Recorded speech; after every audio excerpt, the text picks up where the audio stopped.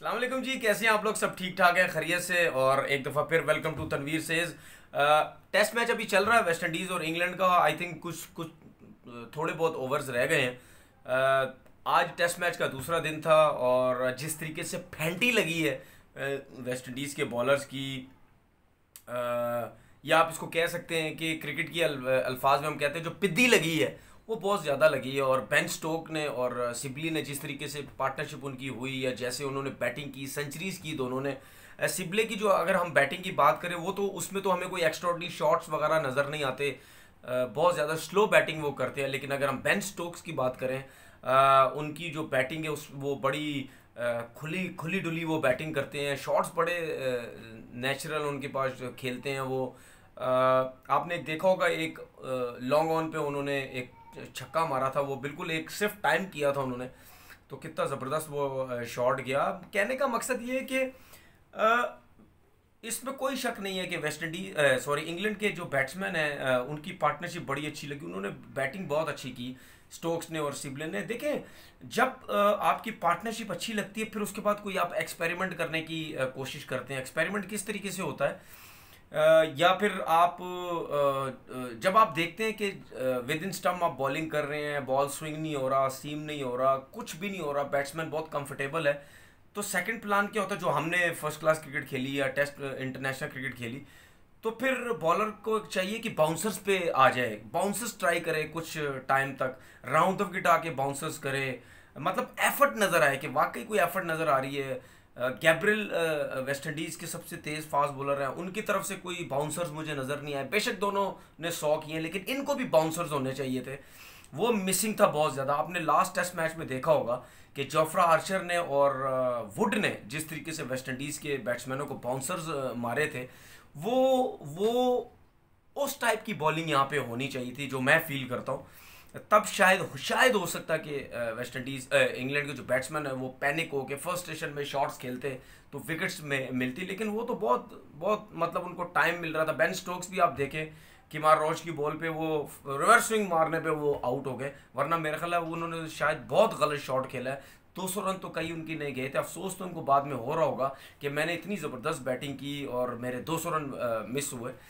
तो उसके बाद आप ये देखें कि केमार रोच की अगर मैं बात करूं, मुझे समझ नहीं आ रही कि उनको प्रॉब्लम क्या हुआ है। काफ़ी टाइम से मैं देख रहा हूं उनका पेस बहुत कम हो गया। क्योंकि मैं आपको बताऊं, जब मैं 2011 में मैं जब पाकिस्तान टीम के साथ वेस्ट इंडीज़ गया था, तो उस टाइम रवि रामपॉल और ये रॉच जो है ये टेस्ट मैच खेल रहे थे। तो रॉच जो है वो अच्छी खासी तेज़ बॉल करते थे, 90 तक जा रहे थे वो उस टाइम। लेकिन अब क्या हुआ मुझे समझ नहीं आई, क्योंकि मुझे ऐसा लगता है कि इनको शायद किसी ने कोच ये किया है, किसी ने ये समझाया है कि आप नया बॉल करें, जगह पे बॉल करें, जोर लगाने की ज़रूरत नहीं है। लेकिन जब आप क्रिकेट स्टार्ट करते हैं, आप जो नेचुरल होते हैं आपने उसी पे रहना होता है।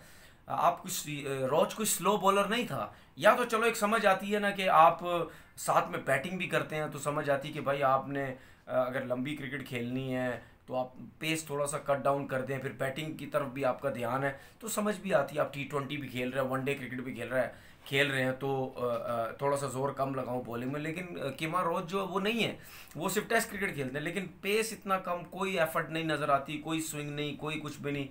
तो ये मिसिंग लगी बहुत ज़्यादा। चेज ने जो उनके ऑफ स्पिनर है, मैं समझता हूँ कि आउटस्टैंडिंग बॉलिंग की है उन्होंने, बहुत ज़बरदस्त बॉलिंग की है। फ्लाइट के साथ जो बॉल उनका ब्रेक हो रहा था वो बड़ा ज़बरदस्त हो रहा था, सीम बहुत अच्छी हिट हो रही थी।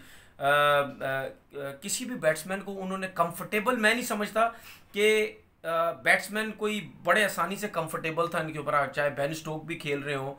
आप देखें कि जब बॉल उनका ब्रेक होके बाहर निकलता था, तो वो भी एक बड़ी ज़बरदस्त एक लाइन पे होता था। जब राइट हैंडेड को बॉल करते थे, उन्होंने सिल्ला रखा हुआ था, सिली पोजीशन पे फील्डर था, वो भी उनको मुश्किल में डाल रहा था। तो मतलब उन्होंने बड़ी ज़बरदस्त उन्होंने एक बॉलिंग की। आई थिंक अगर वो 5 आउट नहीं करते तो मेरे ख्याल ये तो 600 रन हो चुके थे। और अभी भी उन्होंने डिक्लेयर किया है, जो इंग्लैंड की टीम है उन्होंने 469 पे, अभी एक ही आउट था 22 रन पे।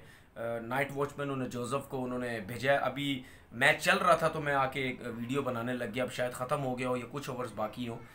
अब बात करते हैं वेस्ट इंग्लैंड के बॉलर्स की। मैंने आपको लास्ट वीडियो में भी बात की थी कि मार्क वुड नहीं है, जोफ्रा आर्चर नहीं है, और जेम्स एंडरसन नहीं है, लेकिन जोफ्रा आर्चर और वुड की जगह ये जो करन आए हैं और स्टुअर्ट ब्रॉड आए हैं, ये वॉक्स आए हैं, ये तीनों डेंजरस हैं। ये तीनों, जेम्स एंडरसन तो है ही डेंजरस, लेकिन ये जोफ्रा आर्चर और वुड से ज़्यादा तीनों डेंजर। आपने देखा कि करन ने आउट किया कैम्बल को, जो लेफ्ट हैंडेड बैट्समैन थे, वो बड़ा अच्छा कंफर्टेबल कैम्बल खेल रहे थे, स्टुअर्ट ब्रॉड को और वॉक्स को भी, लेकिन करन ने उनको लेग फोर किया।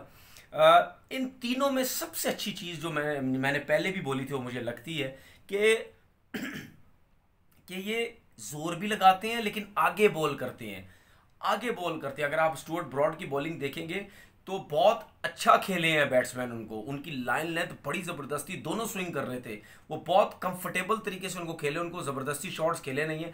मुझे ऐसा लगता है कि जब ये, तो अभी शाम का टाइम था, जब आप सुबह आते हैं तो सुबह इंग्लैंड में वेदर थोड़ा सा आपको चेंज लगता है, ज़रा ठंडा वेदर हुआ हुआ होता है, क्लाउडी वेदर होता है, तो उसमें ज़रा बॉल थोड़ा स्विंग भी होता है। तो जिस तरह की बॉलिंग अभी स्टुअर्ट ब्रॉड कर रहे थे या वॉक्स कर रहे थे, करन ने बड़ी अच्छी बॉलिंग की, एक आउट किया, अगर इसी लाइन लेंथ पे इन्होंने बॉलिंग कर दी तो मेरे ख्याल में वेस्ट इंडीज़ बहुत ट्रबल में आ जाएगा, क्योंकि जिस तरह वो बॉल कर रहे जिस जगह पे, वो मुश्किल हो सकती है। लेट्स सी, अब देखते हैं कि कैसी बैटिंग करता है वेस्ट इंडीज़, जो जब कल आएगी बैटिंग करने। फ़िलहाल बेन स्टोक्स एक्स्ट्रॉर्डनी उसने बैटिंग की है, और सिबले ने भी प्रॉपर, सिबले एक जो टेस्ट मैच का जो प्लेयर होता है, उसने उस हिसाब से बैटिंग की है। इंशाल्लाह ताला फिर एक नई वीडियो के साथ हाजिर होगा। और मुझे एक बात बताएं आप लोग, क्या आप लोगों को वेस्ट इंडीज़ और इंग्लैंड की टेस्ट सीरीज़ देखने में या हमारी बातें सुनने में मज़ा नहीं आ रहा क्या? क्योंकि मुझे ऐसे लग रहा है शायद इंग्लैंड और वेस्ट इंडीज़ के टेस्ट मैचेस में आप इतना इंटरेस्ट नहीं ले रहे। तो लेना चाहिए इंटरेस्ट यार, अभी आगे सीरीज़ है पाकिस्तान और इंग्लैंड की, उसमें तो मुझे पता है लोग इंटरेस्ट लेंगे। ऐसा नहीं है कि वेस्ट इंडीज़ की टीम हल्की है, वेस्ट इंडीज़ ने भी पिछला टेस्ट मैच हारा है, तो ज़रा इंटरेस्ट लें, कमेंट्स वगैरह देंगे तो हमें भी बड़ा मज़ा आएगा क्या हो रहा है क्या नहीं हो रहा। तो अपना बहुत बहुत ख्याल रखिएगा। अल्लाह हाफिज़।